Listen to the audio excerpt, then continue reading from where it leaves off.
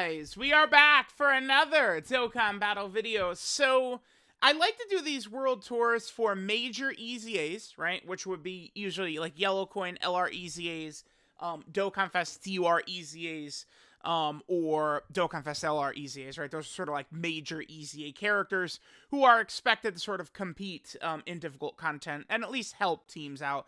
Dokkan Fest LR seems like they're fine with those carrying and, you know, clearing red zone fights, like the 5th anniversary Blue Fusions.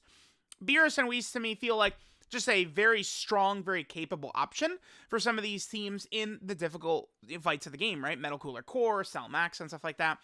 Now, I do like to just sort of do a full scope of this. We're going to fight BROLY here. Now, BROLY is just... I don't expect this to go very well, but I feel like it works well for me to get, like, sort of like a full run of footage for these characters, right? Like, dodge is really just so overpowered in this game, and I do believe that this fight is a great example of why that is. Like it does show, like, this BEERUS and WHIS character is built around dodge. This is just a terrible fight for them. I don't really consider any other BEERUS or WHIS character even runnable, right? So it's like we're going to have to rely on just having a couple of links activated with, like, STR Piccolo and stuff like that. I probably will just leave this as a rotation. Now, I'm going to put BEERUS and WHIS in the front right there. Just let's see what happens. But remember, they need to get hit to build up their passive. Maybe this is a bad mistake. Let's see. This BROLY still hits rather weakly. Now, I guess they, at no point past the tech phase can we really eat a super. I guess if they super attack first before AoE BROLY supers, we'll be okay. They can't survive AGL BROLY. I mean, type disadvantage against, you know, arguably the toughest red zone boss. I mean, BROLY, AGL DBS BROLY, Metal Cooler Core, Cell Max, I think the Shadow Dragon event, Sin Shenron, I think that they're all sort of vaguely in the discussion for strongest, like, red zone boss and stuff like that. Oh, this is a pretty good turn. We can build up the Gohans, Orange Piccolo, a lot of this stuff. I'm going to intentionally do this. Orange Piccolo does not need the super and do tons of damage. Let's just kind of go a little bit slower. One thing that can be good for this team is moving slow. Can be a benefit to this team, right? Because a lot of these characters can build up.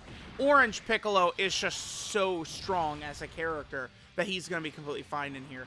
Now, again, I'm not really trying to win as much as I am just trying to get a bunch of footage of, like, how BEERUS and WHIS can sort of compete.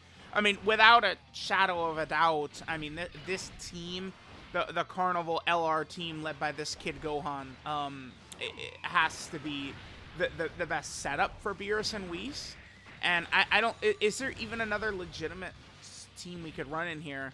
I guess we could run the Resurrection F Blues. I mean, I have no item this fight with the Resurrection F Blues, right? I mean, we could run them on, like, LR Final Form Cooler's team as well. I mean, there's the Joint Force. I mean, they are on several setups, but... this is kind of a bummer right here, actually. There's Beast, who was in slot 7 for us. But, unfortunately, it looks like he's probably not going to get a chance to super attack on this turn. So, it's going to be, like, turn 6, and he's going to have 0 attacks in, right? Like, it's... These type of situations can occur, right? Remember, you're not ever going to get perfect RNG. One thing I really try and emphasize to people a lot nowadays, too, is that so many really top-tier characters, there's restrictions to their power, right? Like, a lot of times people... Oh, that's actually very good for us right there. That allows Beast to get an attack, and that's very good. A lot of people only just ever assume characters are in their best situation. A lot of times you'll see people arguing about units on Twitter and in comment section and stuff like that, and they'll just out of context throw out, like, units' best situations and stuff like that. But it's never really that black and white with most characters, right? Like, many of these characters, many of these situations, like, it's much better to sort of think of a character, like, of how they can perform across the entire game, across all the events. Against fights they're good at and bad at, right? Like, I feel like we'll give you a more complete picture of how these characters work, which is one reason why, for some of these dodging characters, I still do the BROLY World Tour, because, you know, it's good to sort of show what the character looks like when you take away, oftentimes, the strongest asset. I mean, there are characters in here who are completely unrunnable, like many of the UI Gokus. I mean, UI Goku's a character who just completely relies on dodging, right? So you remove that, and you just remove him from consideration for this fight. It's just how it goes. But remember, to compensate for that, BROLY hits far weaker than the other sort of consensus agreed upon tough fights. Metal Cooler Core, Shadow Dragon events in Shenron, Red Zone Omega, you know, the 2 Cell Max fights, all of those. Well, Red Zone Cell Max doesn't hit harder than BROLY. Yeah, we're gonna, like, moving like this, we're doing fine. Piccolo, you know, again, like, look at this, like, we're able to get a lot of links activated. The only thing about this, though, you guys know me. I'm a defense guy. We have Prodigies up, Attack Link. Innocence, Attack Link. Fierce Battle, Attack Link. Legendary Power, Attack Link. Connoisseur, which is the right one, the middle link on the right, and then Shocking Speed, which is the bottom left link. That's those 2 links that aren't activated. Those give defense. I care way more about that in these tough fights. If you're able to really expand upon your defensive abilities, typically you're doing much better than if you just go raw offense through a lot of these fights, right? That's just the way it is going to do that. So, all right, let's see how we do.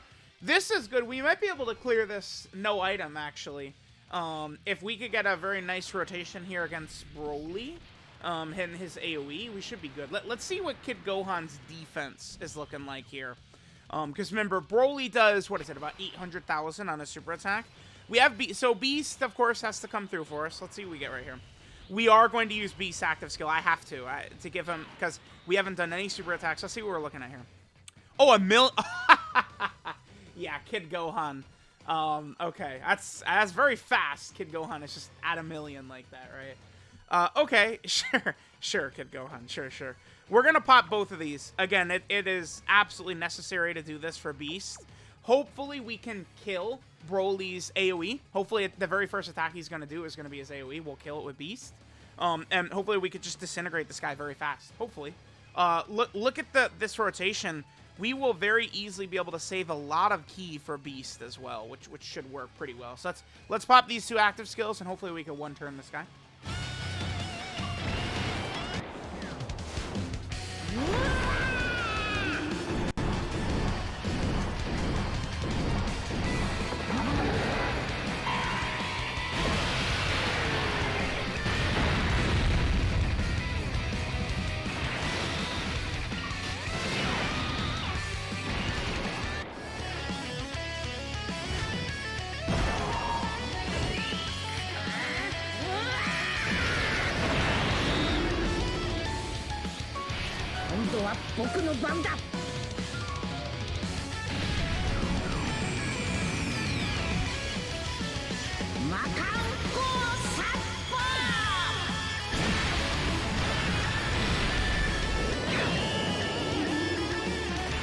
Alright, decent. Sure do wish Beast hit a little bit harder, but at least the fact that he nullified the first attack can work well for us. So, what do I want to do here for Beast? I'm just trying to think of what would give him max ki. Maybe the tech orbs? Probably these tech orbs, yeah. Let's try and just give him these tech orbs. Yeah, that was a good decision. Perfect. Okay. Hopefully we kill the super attack right away. We will live easily if he supers at any point during this turn, provided Beast gets his 50% nullification. I mean, if he doesn't get it and he dies, it's not the biggest deal. At least he has the ability to dodge BROLY's AoE with his nullification, unlike actually 99.999% of the rest of the game, right? Like, it's Beast, Gamma 2, 19 and 20, the tech androids, Dokkan Fest Super 17, characters who could survive BROLY's AoE, right? Don't you dare okay, if he AoE'd right there and Beast didn't dodge, I would have been so annoyed. Very good rotation right there, just disintegrating AoE BROLY. This is where active skill attacks can really be helpful. Not bad. Alright, cool. So I think... Oh, damn. We have our passive up for them, but this is their last turn. What do you guys want me to do? Do you want me to go for the win? I mean, oh, damn, this is very scary. Where is the... They should be okay against normals, even against this guy. But the problem is it's very scary. I could see a super attack in slot 2 or 3. I'm thinking... Oh, boy. I'm thinking we're probably... I'm gonna do this. I could use Orange Piccolo. I don't know if I've ever mentioned this before, but there is... you know, let's actually do this. This is a good opportunity for me to talk about this and do this. Let's transfer an Orange Piccolo and then we'll discuss.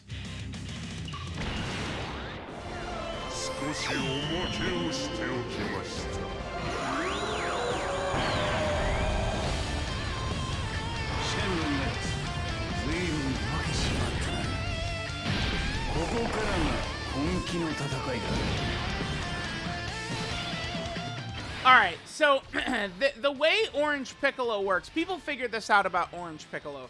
I don't believe this is specifically an Orange Piccolo thing, but any character who could do... I think any giant transformation should work this way. Any active skill, like, turn should work this way. So when we transform into Orange Piccolo, or if we transform into... STR Namek Goku's active skill, or even like a Great Ape mode from like Turles or something like that. I believe the way that this should work, let's see where BROLY Super. So this is slot 2. Wait. Did he... wait, I was talking, I didn't pay attention. This is slot 3 run?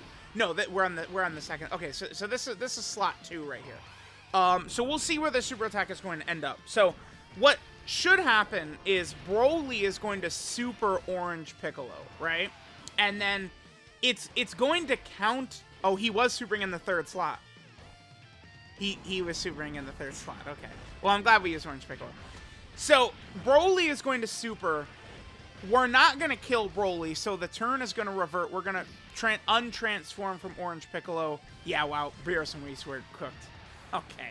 That's so funny. All right, sure, man. We're going to revert back to, you know, Power Awakening Piccolo. And BROLY is actually not going to be able to super attack again because it's technically still the same turn. So, but again, this is not an Orange Piccolo exclusive ability. It should be like this for any, like, so like if you're Great Ape Turles and you're transformed into your Great Ape state and then BROLY super attacks, but then you revert, he shouldn't be able to super. Right? It is the way it should work. Because it's like, I guess the way it works, it's not like a completed turn or something like that. So, what happens is, if you would finish the phase off, right? Like, if we just finish BROLY off, obviously it's a new boss anyway, he could just super whatever. But if we end this transformation, again, Great Ape Turles, maybe Tapion's Hirudegarn, any of these, if you get supered while they're in that giant form, and then you don't kill the boss, that should use up their super. So any character that has a rage or giant transformation, that is kind of something that you should keep in mind you can do. Is, you know, like a situation like that, I couldn't very easily predict where to put BEERUS WHIS. I thought that slot 2 and 3 were both very likely to be supers. It ended up there was only a super attack in slot 3, right? So it's like, all right, well, I'll just transform into Orange Piccolo. BEERUS WHIS will be fine against normals against this guy because they get 50% on their 18 key super attack effect. They're going to be fine. So upon doing this, I guess the one thing, though, is this is going to be the last turn. We do need BROLY, I believe, to super right here. He needs to super, like, one of these attacks right here does need to be a super. And then once we revert, we shouldn't get hit by a super attack, is the way this should work. I have not done extensive testing on this myself, but I know a lot of other people have done sort of like extensive testing. So let's kind of check this out. Again, we do want to see, I believe, BROLY super attack right here, though. Okay, so here, this is the second Orange Piccolo. By the way, Orange Piccolo is still, this is why this character is still like, you know, it's been a couple of months since he's come out now, so some people forgot, but like, look at how still he, no super right here, huh? All right, we'll see. We'll see. I feel like because BROLY didn't super right here, maybe he could just tag us with a super attack. We'll see. I think in order for him to, like, BROLY to have used up his super, he would have needed to a super right there. But let's sort of see how it goes. I'm gonna put BEERUS and WHIS first. That's what we're gonna do. We're gonna get them footage, and then we'll finish. We're not gonna. I don't think we're gonna finish BROLY off right here. If I had way more key for Orange Piccolo, we would have been able to. Now, BEERUS and WHIS should be fine outside of getting hit with a super attack, which I don't know if we canceled his ability to do a super attack because he didn't super on that last spot right there. 36, I mean, that's... I would prefer better, but we don't have Connoisseur or Shocking Speed up. I mean, honestly, you could say that that's decent. I mean, this was a pretty clean run. I mean, we're using a lot of characters here who do work very effectively against BROLY.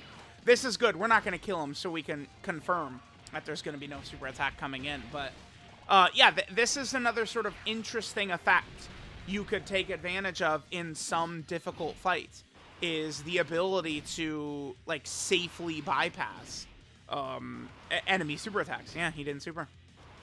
There you go. Very uncommon for BROLY not to super attack. And that should, again, work with virtually any giant character or active skill transformation. The Rage, Vegeta, and Bulma, Namek, Goku, all those characters you should be able to. So there we go. Very clean run. You know, that actually worked pretty well. I mean, I guess that's a good way to show how we can kind of maneuver BEERUS and WHIS. We got them opening rotation, which means they were able to get their passive built up, and then they even...